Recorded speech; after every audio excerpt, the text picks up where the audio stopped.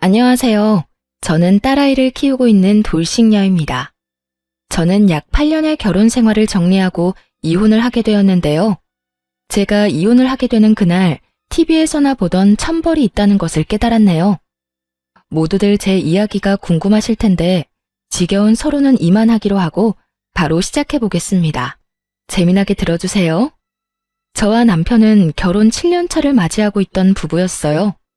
저희에겐 눈에도 넣어도 아프지 않은 5살 된 딸아이가 있었습니다.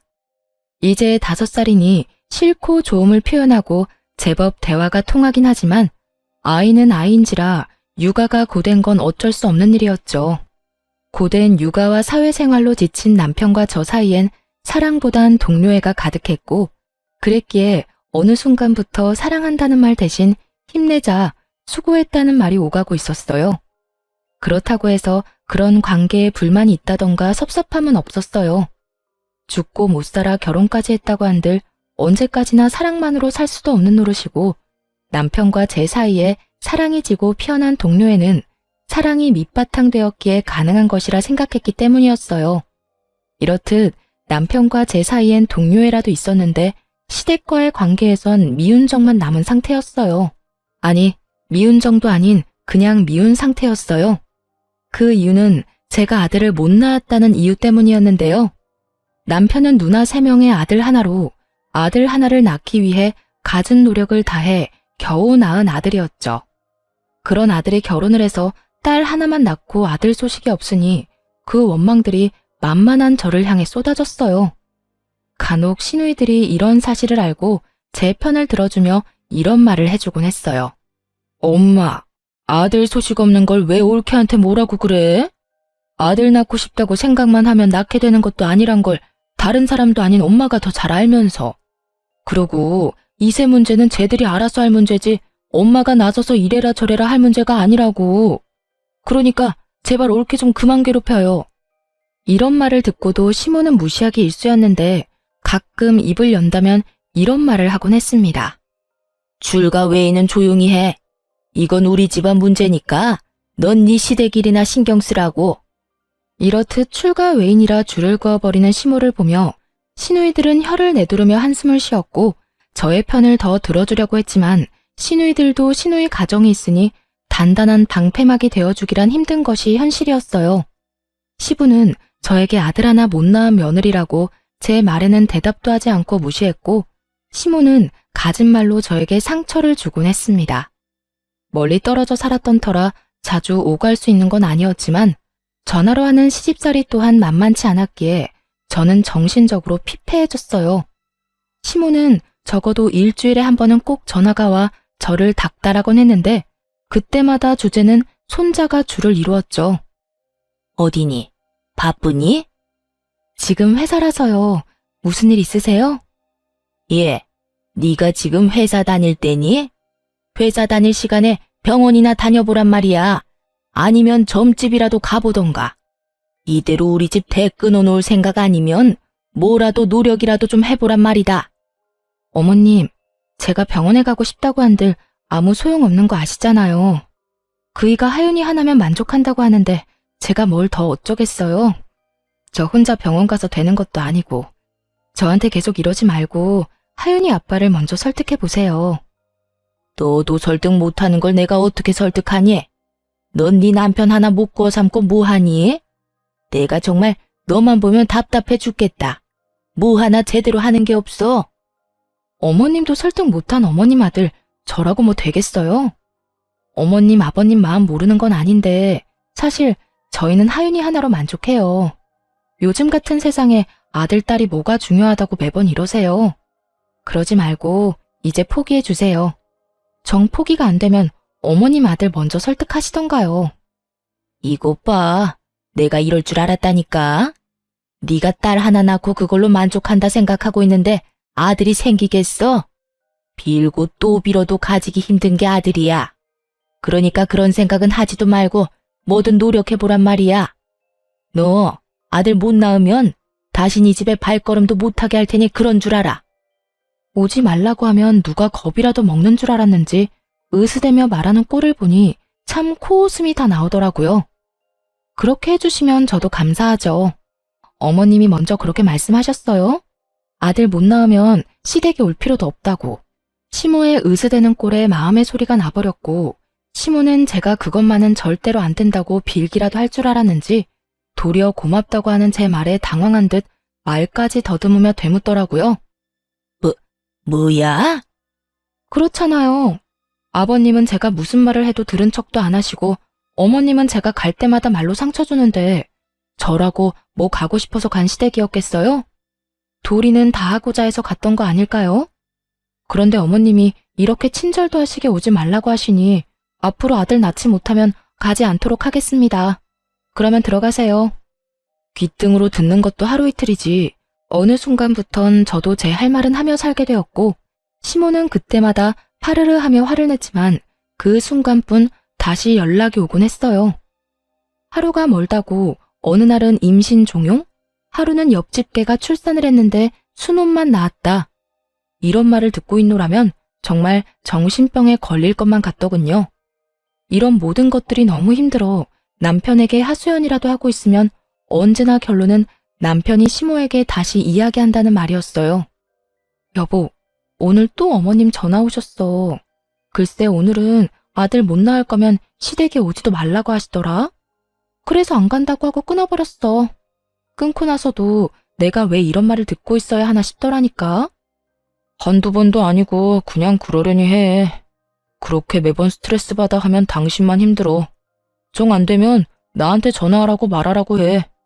사실대로 말하면 되지. 당신은 둘째 가지려고 하는데 내가 싫어한다고. 내가 그 말을 안 했을까 봐서 다 했어. 그런데도 어머님은 오로지 나만 잡으니까 문제지. 아니 어머님도 아들 못 낳아서 그 시집살이를 당했다면서 어떻게 나한테 그렇게까지 하실 수가 있지? 아마 엄마는 본인 당한 거에 비하면 이건 아무것도 아니라고 생각하고 있을걸? 하여튼 너무 마음에 담아두지 말고 한 귀로 듣고 한 귀로 흘려. 나도 엄마한테 다시 말할 테니까. 그런데 여보, 진짜 우리 둘째 가지는 건 싫은 거야? 둘째도 딸이면 어쩔래? 나는 좋지만 당신은 더 힘들지 않겠어? 그리고 애 하나 키우는데 돈이 얼마나 드는데 쉽게 내릴 결정은 아니지. 아무리 아들 낳으면 아버지가 크게 한몫 주신다고 해도 그건 정말 아들 낳았을 때 일이고 난 지금 우리 딸만 해도 만족해. 그래, 나도 우리 딸만으로도 충분히 행복한데 워낙 스트레스 받으니까 이야기해봤어. 그래, 나도 엄마한테 다시 이야기할게. 늘 결론은 같았고 남편이 시모에게 다시 말한다고 한들 달라지는 점은 없었어요. 하지만 대화를 나누며 싸우는 것도 아니었고 그런 대화 와중에 감정이 상하는 것도 아니었기에 시댁과의 감정은 좋지 않다고 해도 남편과의 관계는 끈끈하다고 믿어 의심치 않고 있었죠. 이런 남편이 어느 순간부터 점점 변해가고 있다는 생각이 들기 시작하더군요. 당시 딸은 어린이집을 다니고 있었는데 아침엔 출근길에 제가 등원을, 오후엔 남편이 퇴근길에 하원을 해주고 있었어요.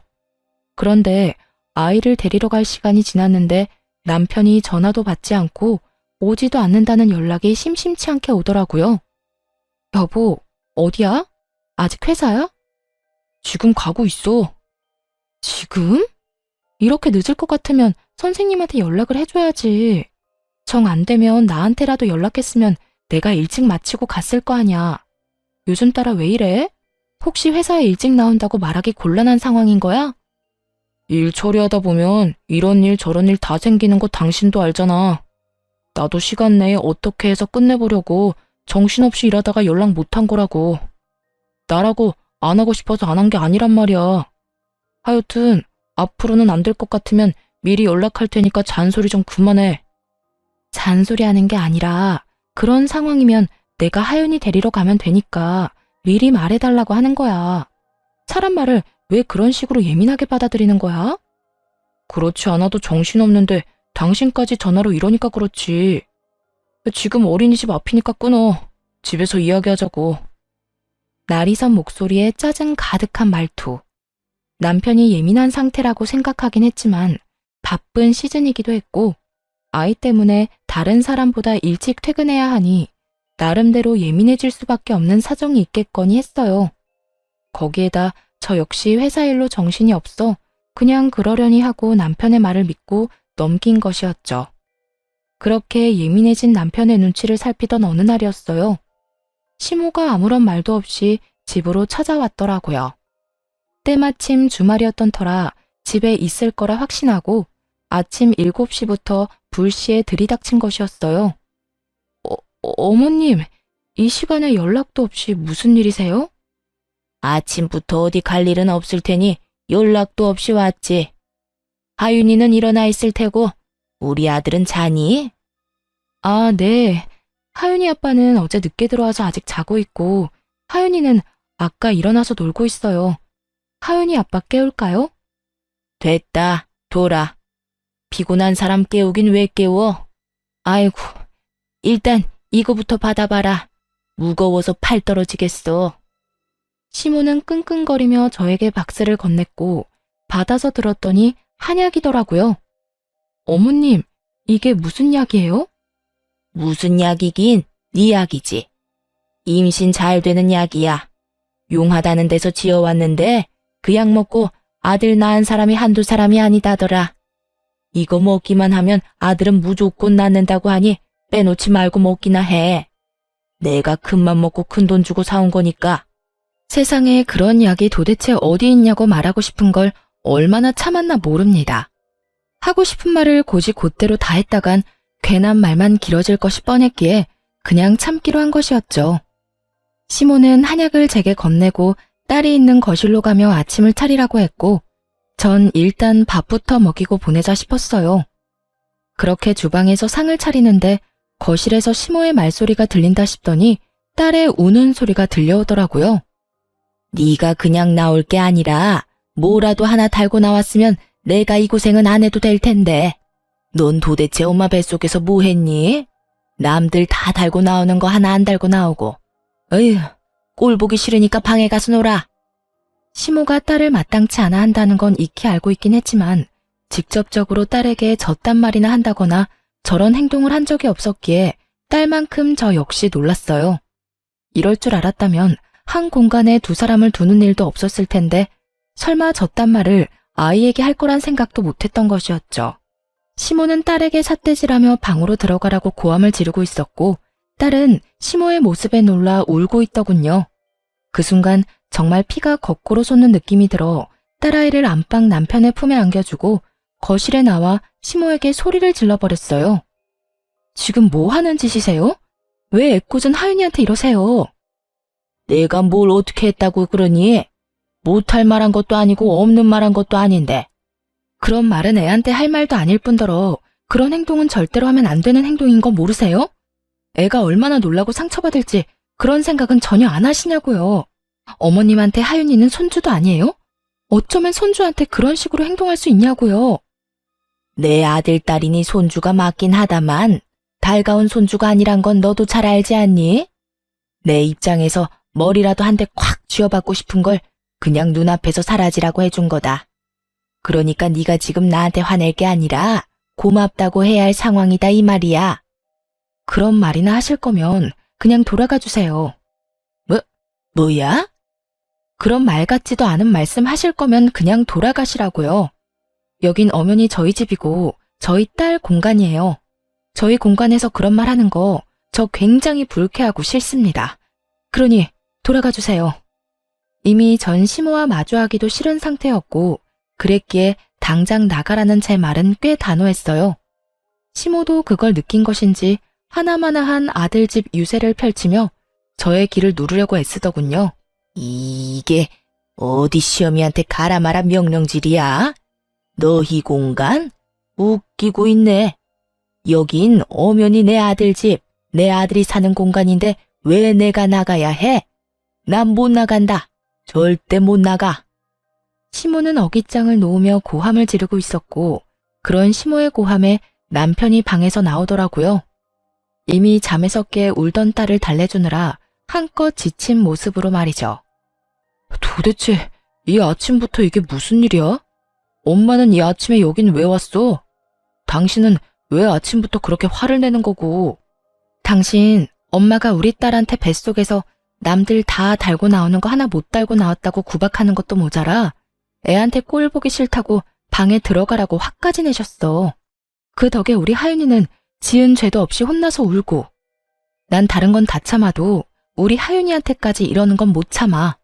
그러니까 당신이 지금 빨리 어머님 모시고 나가. 당장. 너 지금 이 시어미를 내쫓기라도 하겠다는 게야?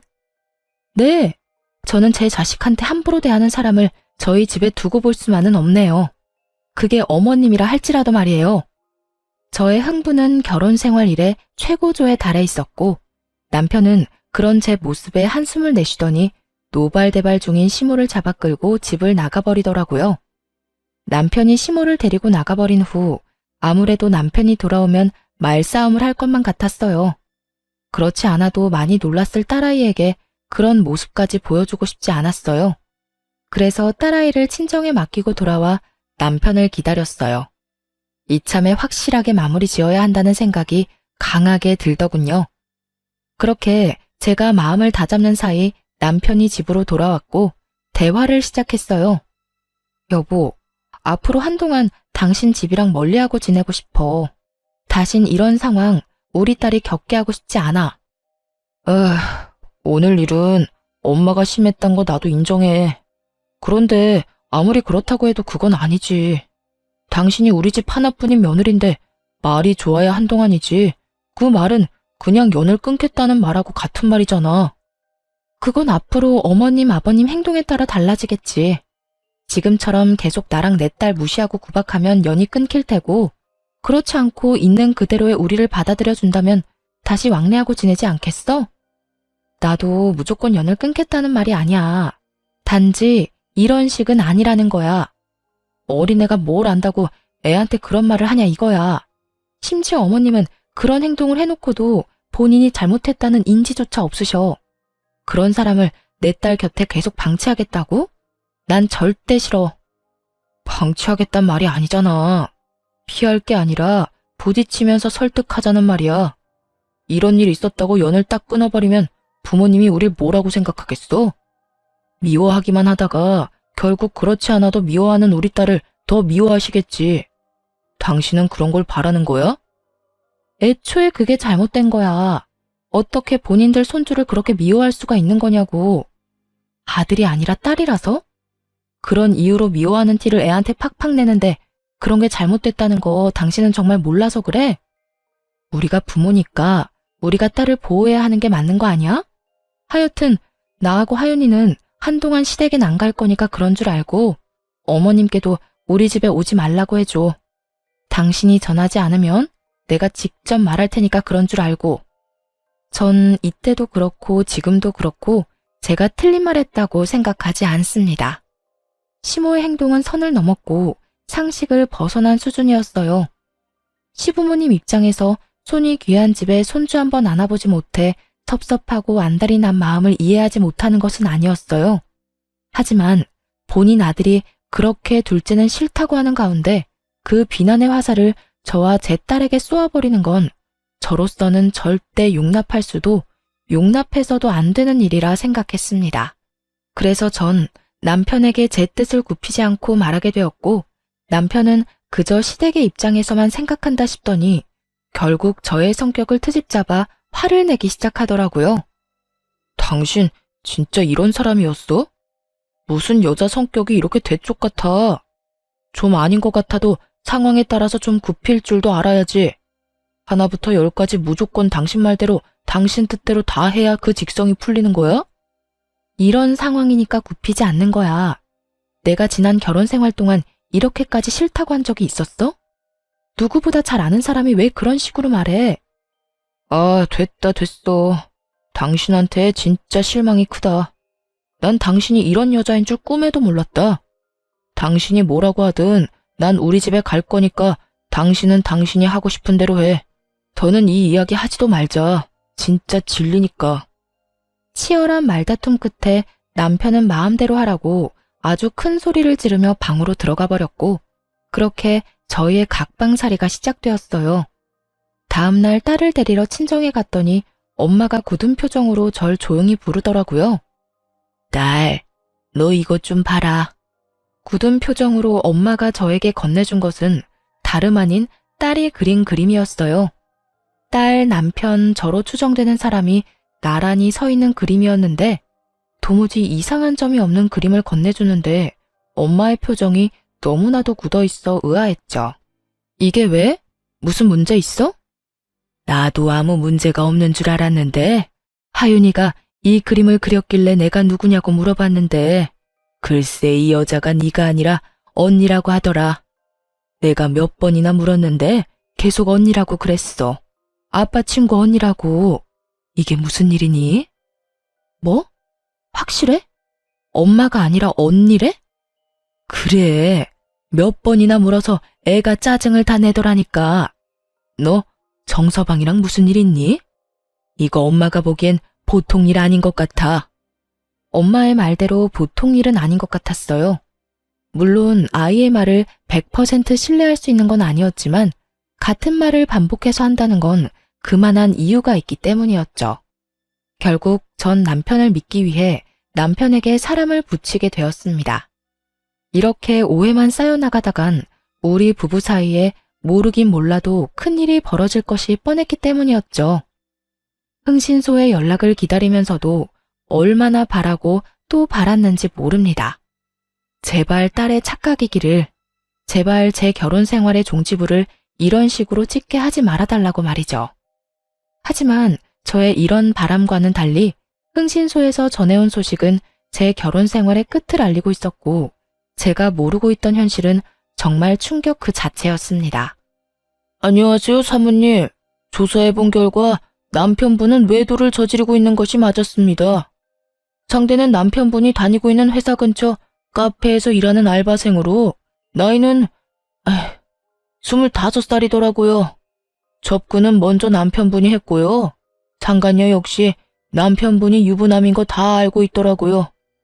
25살 어린 나이에 남편분을 정말 사랑해서 만나는 것 같지는 않고 아마 남편분이 어느 정도 가진 것이 있다는 사실을 알고 관계를 유지하고 있는 듯 했어요.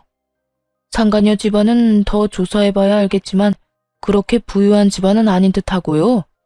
일단 여기까지고요. 더 알아내는 대로 연락드리겠습니다. 우연찮게도 상간녀의 나이는 25살이라고 하더라고요. 남편을 처음 만났을 때 제 나이가 25살이었는데 참 많은 생각이 오가더군요. 들어보니 남편이 이때껏 딸 어린이집에 갑자기 늦기 시작한 건 전부 상간녀 때문이었는데 상간녀의 아르바이트가 끝나고 상간녀와 함께 딸을 데리고 간 것이었어요. 상간녀의 아르바이트 시간을 비교해보니 계산이 되더군요. 딸과 함께 남편과 상간녀가 찍힌 사진을 보는데 정말 치가 떨렸어요.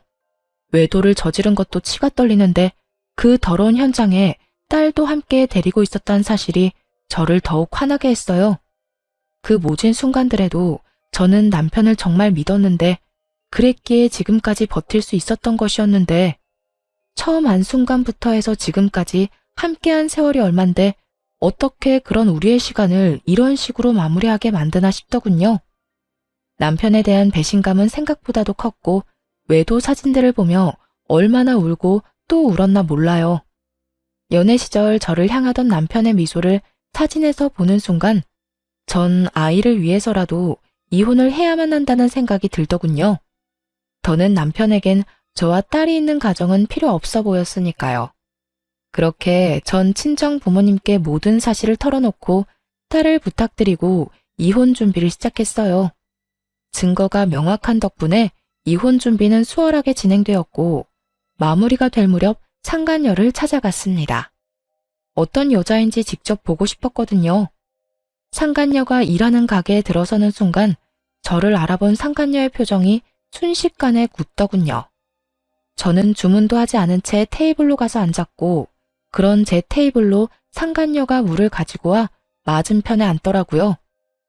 무릎을 꿇고 비는 건 아니더라도 최소한 죄 지은 얼굴이라도 할 줄 알았는데 예상과는 달리 상간녀는 당당하게 저에게 이런 말을 했어요. 남의 직장까지 왜 찾으러 온 거예요? 저한테 무슨 할 말이 있다고.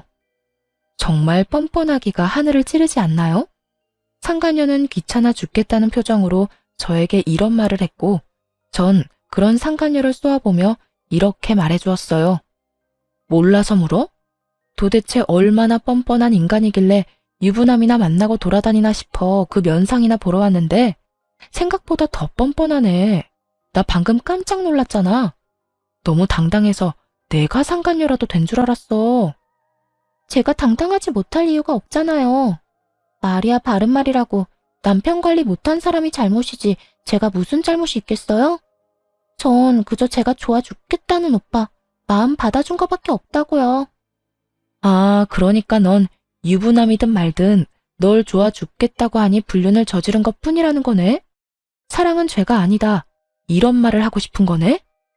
그렇죠.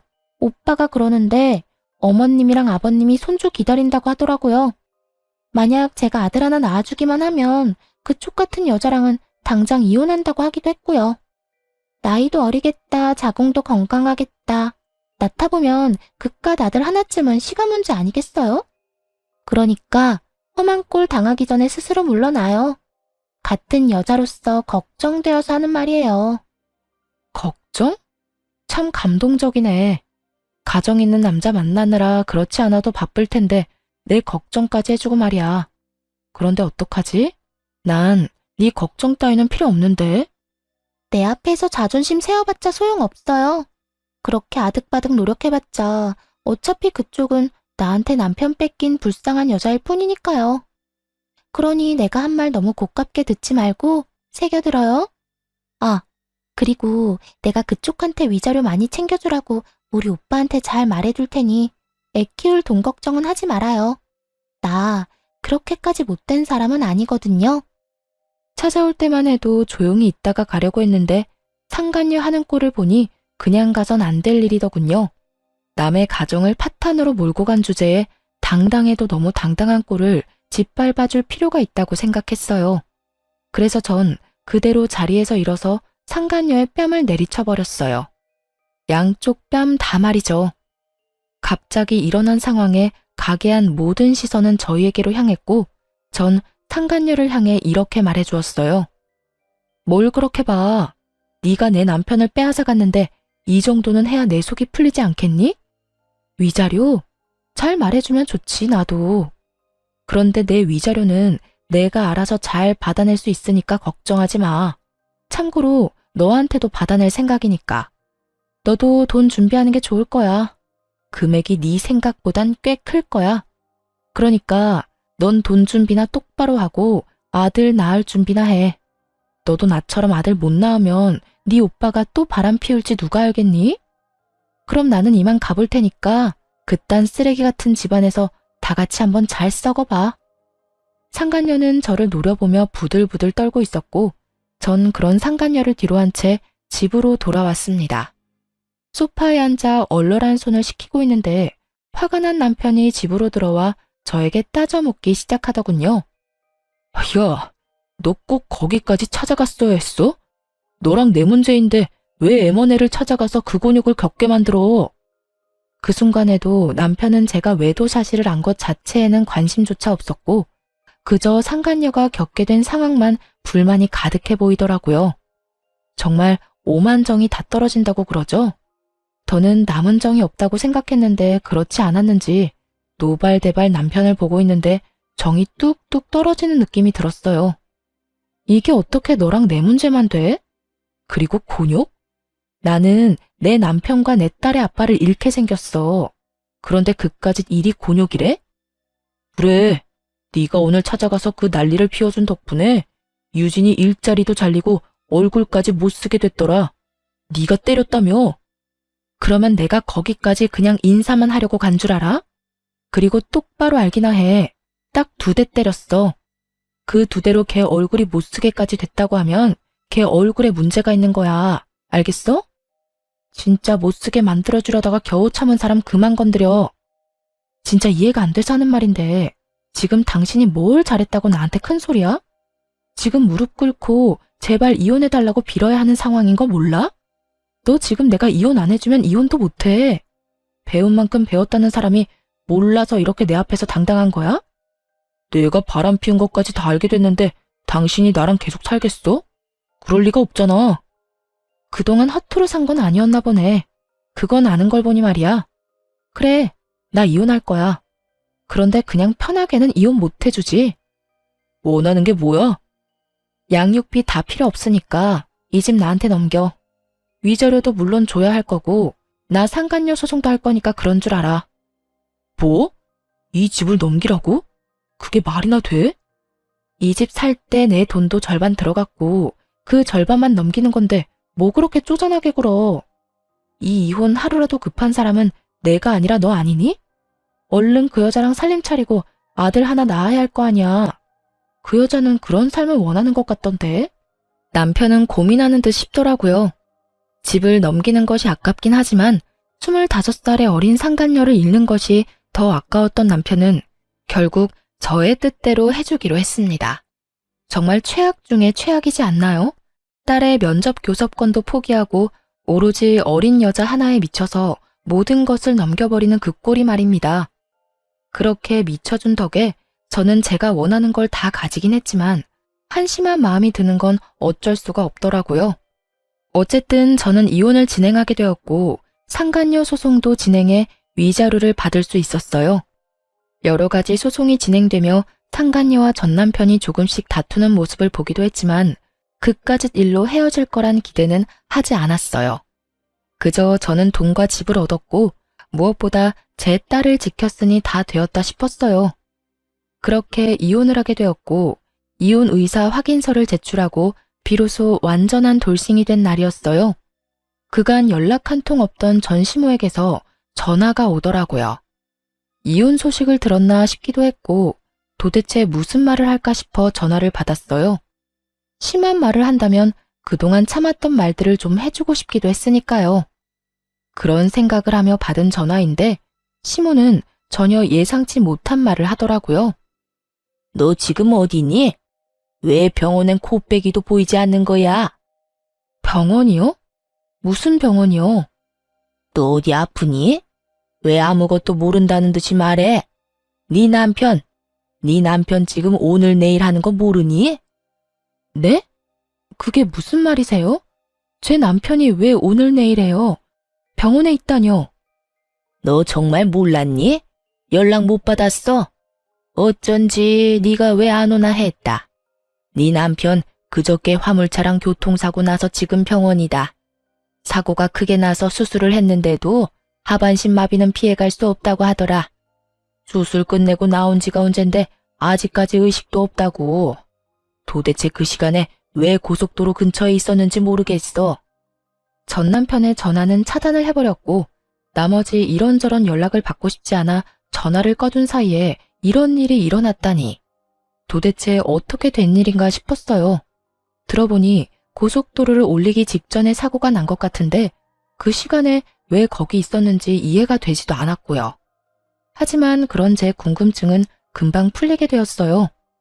어린 여자애도 같이 있었다고 하는데 아니 그 어린 여자가 왜 우리 아들 차에 같이 타고 있었는지 이해가 안 된다니까. 넌 뭐 아는 거 있니? 우리 아들 출장이라도 가던 길이었어? 어떻게 된 사고인지 우리 아들만 저 모양 저 꼴이고 그 여자애는 아주 멀쩡하다니까. 겉모습은 타박상밖에 없는데 뇌를 다친 건지 입은 꼭 다물고 있어서 내가 답답해 죽겠다. 너 언제 병원 올 거니? 지금 당장 올 거지? 오는 김에 하윤이도 좀 데리고 오려무나. 혹시 아니? 딸 목소리라도 들으면 정신이 돌아올지. 그래요. 전 남편은 저와의 이혼을 기념하기 위해 상간녀와 여행을 떠나던 도중 사고가 난 것이었어요. 생각보다 크게 난 사고에 남편은 하반신 마비가 되어버렸고 상간녀는 크게 다치지 않아 의식이 돌아오긴 했지만 신분 상승의 꿈을 눈앞에 두고 무산되어 버리자 그 충격에 입을 다물고 있었던 것이었어요. 전 아무것도 모르고 딸아이까지 들먹이며 당장 병원으로 오라는 시모에게 모든 사실을 알려주기로 했어요. 어머님, 아니, 아줌마, 저 이제 아줌마 며느리 아니에요. 무엇이 어쩌고 저쩌고 해? 아줌마? 며느리가 아니야? 네, 저 오늘부로 이혼 확정나서 서류도 다 정리됐고요. 이제부터 아줌마 며느리는 제가 아니라 거기 입 꼭 다물고 있는 그 어린 여자애가 아줌마 며느리예요. 말이 되는 소리를 해라. 저 젊은 여자애가 왜 내 며느리야? 너 지금 어디 아프니? 그렇지 않고서야 그런 말도 안 되는 소리를 해. 아줌마 능력 좋은 아들이 글쎄 25살짜리 여자랑 산다고 가정을 버렸지 뭐예요? 그러니 제가 아니라 그 망연자실해서 아무 말도 안 하고 있는 그 여자애가 아줌마 며느리 아니겠어요? 이제 전 엄연한 남이니까 남한테 전화해서 엄한 소리 하지 말고 예비 며느리한테나 가보세요. 저는 전화를 끊어버렸고 바로 전화기를 다시 꺼버렸어요. 이렇게 좋은 날 더는 방해받고 싶지 않았으니까요. 그렇게 집으로 돌아와 생각을 정리하는데 아무리 생각해도 하늘이 저를 대신해 전 남편에게 복수를 해줬다는 생각이 들더라고요. 그렇지 않고서야 하필 이런 타이밍에 이런 소식을 들을 순 없었을 테니까요. 이런저런 생각으로 만감이 교차하던 그때 전시모가 득달같이 집으로 찾아왔더라고요. 잔뜩 화가 난 채로 저를 남편 버린 여자로 몰아세우기 시작하는데 막장 드라마 작가가 따로 없더군요. 너, 네 남편 불구됐다고 이렇게 버리는 거 아니다. 너 그런 식으로 살면 하늘에서 가만둘지 아니? 모르긴 몰라도 너도 살아가는 내내 순탄하지 않을 게야. 이 나쁜 것, 어떻게 그런 말도 안 되는 거짓말을 하는 것도 모자라 남편은 다 죽어가는데 자기 혼자 이러고 쉬고 있어? 아줌마, 이거 잘 보세요. 내 말이 거짓말인가 아닌가. 두 눈으로 똑똑히 보고 그딴 말도 안 되는 말 계속 하라고요. 저는 혼자 소설을 써대고 있는 전시모에게 외도 증거들을 보여주었습니다. 한참을 놀란 눈을 하고 증거들을 보던 전시모는 전 남편이 딸까지 데리고 상간녀를 만난 모습에 많이 놀란 듯 억소리까지 내더군요. 그랬겠죠. 전 남편이 딸이라면 죽고 못 사는 모습이 기억날 텐데 지금 본인의 손에 들린 사진은 다른 진실을 말해주고 있었으니까요. 이제 알겠죠? 제가 먼저 배신한 게 아니에요. 아줌마 아들이 먼저 외도를 저질렀고 그것도 모자라 그 여자 때문에 가정까지 버렸다고요. 그렇게 예뻐하던 딸 양육권까지 포기하고 가버린 건 다름 아닌 아줌마 아들이라고요. 아무리 그래도 너희가 함께한 세월이 얼만데 병원 정도는 가줄 수 있지 않니? 내가 이 나이에 그 뒷바라지를 어떻게 한단 말이니? 그러지 말고 한동안 병원 좀 가서 네가 우리 아들 병시중 좀 들어다오. 사람을 구하긴 했어도 믿을 수가 없어. 그러니까 네가 좀 가서 도우라니 말이야. 아줌마 아들이 누굴 닮아서 그렇게 뻔뻔하나 싶었더니 다 아줌마 닮아서 그리 뻔뻔했나 봐요. 뭐야? 아니 사람이 뻔뻔해도 정도가 있지. 어떻게 다른 이유도 아니고 남편이 바람 피워서 헤어졌는데 그런 전 남편 병시종을 들라고 할 수가 있어요? 진짜 궁금해서 묻는 말인데 아줌마 얼굴은 철판이라도 까셨어요? 그렇지 않고서야 이렇게까지 뻔뻔할 수는 없을 것 같아서요. 저는 제가 느끼는 감정과 더불어 머릿속에 있는 말들을 그대로 전시모에게 전해주었고 그런 제 말에 화가 머리끝까지 난 전시모는 제 머리채라도 잡을 요량으로 저에게 달려들더군요. 전 그대로 전시모의 손과 몸을 제압해버렸고 그대로 문 밖으로 던져버렸어요. 그리곤 예전 전시모가 사주었던 한약을 바닥에 고꾸라진 전시모에게 다 던져버리곤 이렇게 말했습니다. 워낙 귀한 거라고 하니 한 첩도 안 먹었어요. 이 귀한 거 버리기엔 아깝고 저는 이제 필요도 없으니 젊은 예비 며느리 가져다 주세요. 평생의 소원이었던 손자는 품에 안아봐야 하지 않겠어요? 아들 몸이 그 모양 그 꼴이라 가능할지는 몰라도 그 여자가 아들 하나는 무조건 낳아준다고 했으니 얼른 가서 잘 구슬려 보세요. 네가 감히 나를 이딴 식으로 대해? 이딴 식으로 대해준 것만 해도 고맙다고 생각하세요. 생각 같아선 없던 죄도 만들어서 경찰에 신고하고 싶은 심정이니까. 감히 여기가 어디라고 찾아와서 이 난리예요? 여기가 어디긴? 여기 내 아들 집이지. 그래, 여기 내 아들 집인 거 잊었니? 너희가 아무리 반반 결혼했더라도 여긴 내 아들 명의로 된 내 아들 집이야. 아참, 그 말 한다는 걸 깜빡했네요. 이 집 애초에 아줌마 아들 명의였던 적 없어요. 아줌마가 하도 우겨대니까 그냥 아줌마 아들 명의로 한다고 하고 공동 명의로 해놨었어요. 그리고 이혼할 때 제 명의로 다 옮겨왔고요. 그러니까 이게 무슨 말이냐면 이 집은 아줌마 아들과는 아무 상관도 없는 제 명의, 제 집이란 뜻이에요. 그러니까 이상한 소리 하지 말고 저희 집 복도에서도 사라져 주세요. 여기에서 이러고 있는 것도 꼴 보기 싫으니까요. 저는 그대로 문을 닫아버렸고 한동안 밖은 전 시모의 난동으로 인해 시끄럽더라고요. 하지만 그것도 잠시 신고정신 투철한 주민 여러분 덕분에 전 시모는 쫓겨나듯 아파트를 떠나게 되었어요. 그 후 들려오는 소식엔 저에게 위자료를 주느라 빚을 낸 상간녀는 하는 수 없이 하반신 불구가 된 전남편과 함께 전시댁으로 들어갔다고 하더군요.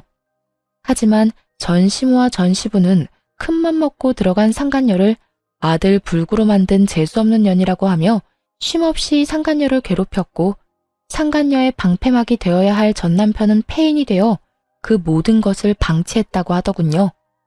결국 견딜 수 없었던 상간녀는 야반 도주를 해버렸는지 그들의 부모는 완전 폐인이 되어버린 아들을 안고 오늘 내일 하며 살고 있다는 이야기를 들을 수 있었습니다.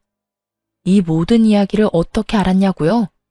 상간녀가 전시댁을 떠나던 날 밤 저에게 전화가 왔더라고요. 전 남편의 휴대전화에서 제 번호를 찾았다면서요. 번호를 알면 전화해도 되는 사이라고 생각했니? 어떻게 넌 끝까지 이렇게 뻔뻔하니? 내가 오죽했으면 이렇게 전화까지 했겠어요. 아줌마는 나한테 다 이야기해줄 수 있었잖아요. 오빠 식구들이 저런 인간 같지도 않은 인간이라는 거 말해줄 수도 있었잖아요. 그때 그 한마디만 해줬더라도 내 꼴이 이렇게까지 우스워지진 않았을 거라고요. 내가 뭘 잘못했다고 사람을 쥐잡듯이 잡아요? 내가 뭘 잘못했다고 아들 잡은 년 취급을 하냐고요. 내가 그런 말을 왜 해줘?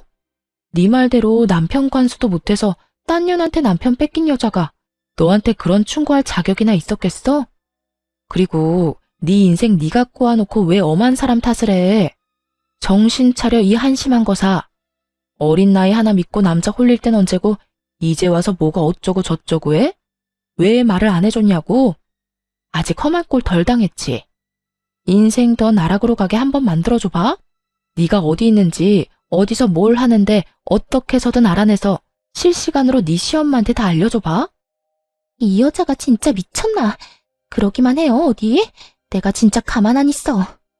그러니까 피차 귀찮은 일 만들지 말고 연락 좀 하지 마. 알겠어? 그 후론 정신 나간 상간녀에게 연락이 오는 일은 없었고 그 대신 예전 시부모가 집으로 찾아오더군요. 전 문도 열어주지 않았고 그 후 집을 이사해버렸어요. 집을 옮기는 김에 친정도 이사하게 되었고 큰 집을 사 함께 지내고 있습니다. 어느새 초등학생이 된 딸은 마음이 아프지만 다행스럽게도 아빠를 찾는 일은 거의 없어요. 크면서 아빠를 찾는 일이 생길 수도 있겠지만 제가 많은 사랑을 주며 키운다면 딸도 모든 사실을 잘 이해하고 넘길 수 있을 거라 생각하고 있어요. 처음 전 남편의 외도 사실을 알았을 때 이혼을 다짐하면서도 딸 때문에 고민하지 않았던 건 아니었어요. 이혼녀 딱지는 괜찮지만 이혼녀의 자식이라는 딱지는 딸에게 지게 하고 싶지 않았기 때문이었죠. 하지만 그런 걱정과 그런 우려가 무색하기도 딸은 밝고 건강하게 자라고 있고 이혼에 대해서도 천천히 조금씩 잘 받아들이는 것 같아 여러모로 다행스러운 요즘이네요. 앞으로도 딸에게 더 많은 사랑을 주고 더 많은 시간을 함께 보낸다면 조금이라도 아빠에 대한 부재를 메워줄 수 있지 않을까 합니다. 이로써 저의 사연도 끝이 났습니다.